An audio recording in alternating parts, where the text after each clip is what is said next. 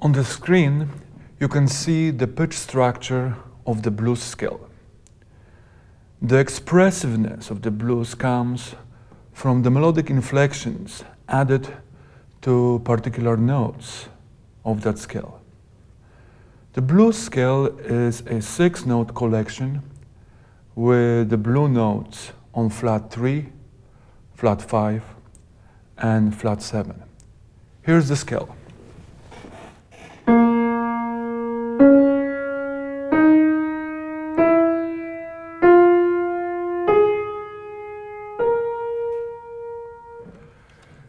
So there is an inherent hierarchy among pitches of the blues scale and certain tonal implications of the blue notes.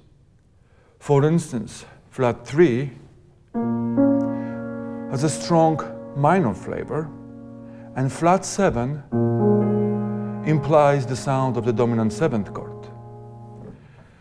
Probably the most dissonant note from the blues scale is the one tritone away from the root, flat 5.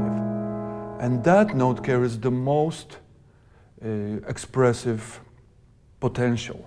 So when you listen to the sound of these blue notes, flat 3, flat 7, and flat 5, the flat 5 is probably the most expressive of them all.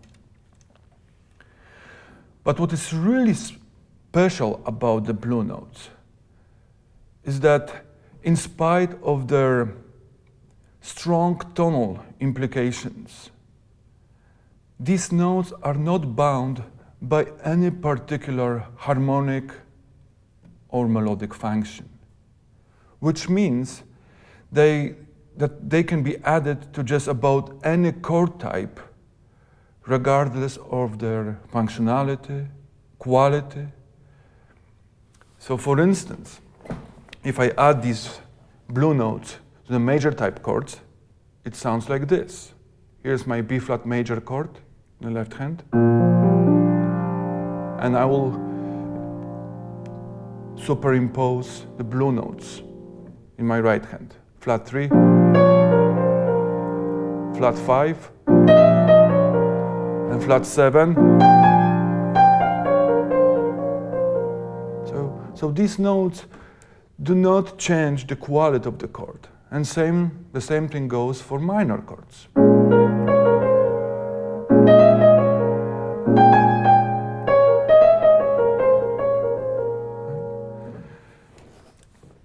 So that the flat 3 and flat 7 have strong harmonic tendencies in tonal music is well-established fact, but not necessarily in the context of the blues.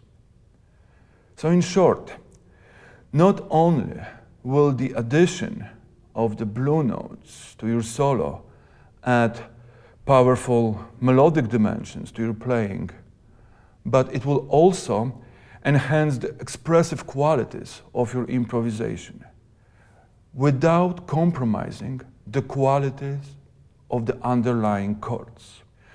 Now we are going to discuss a close cousin of the blues scale, which I call the major blues scale or the Lester Young scale. And I will explain momentarily what these labels mean.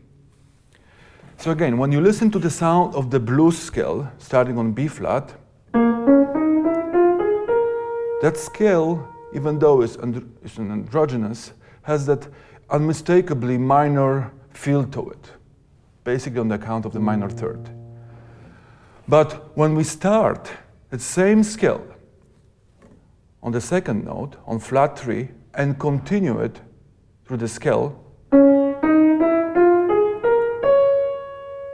you'll notice that the new scale has a major quality.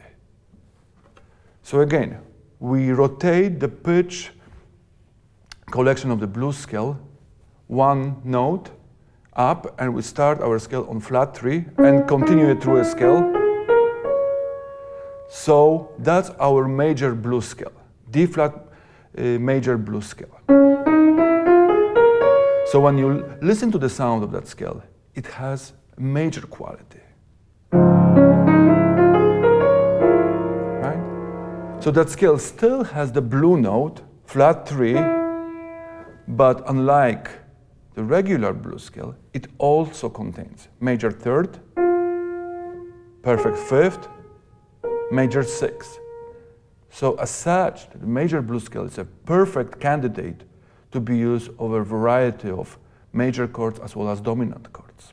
The reason the major blues scale is called Lester Young scale is because Lester Young in the 30s and 40s showed some amazing melodic creativity with that scale. When you listen to his solo on Lady Be Good or his take on Lester Leaps In, you will hear how much creative content can be generated from that simple melodic collection. In order to generate B-flat major blues scale, our regular blues scale has to start on G. So here's our G blues scale.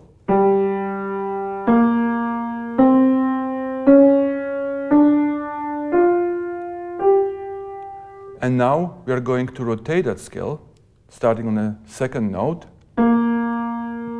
B flat. Okay.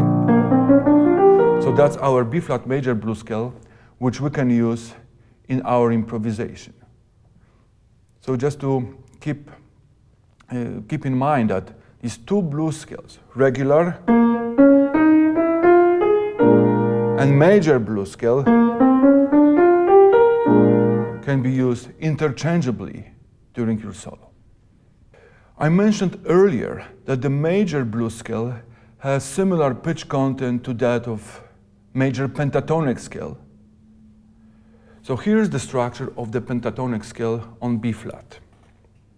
As the name suggests, it has only 5 notes, unlike blues scales, which has 6 notes. So here's your B flat pentatonic scale. The main characteristic of the pentatonics is the absence of semitones and the varied intervallic content.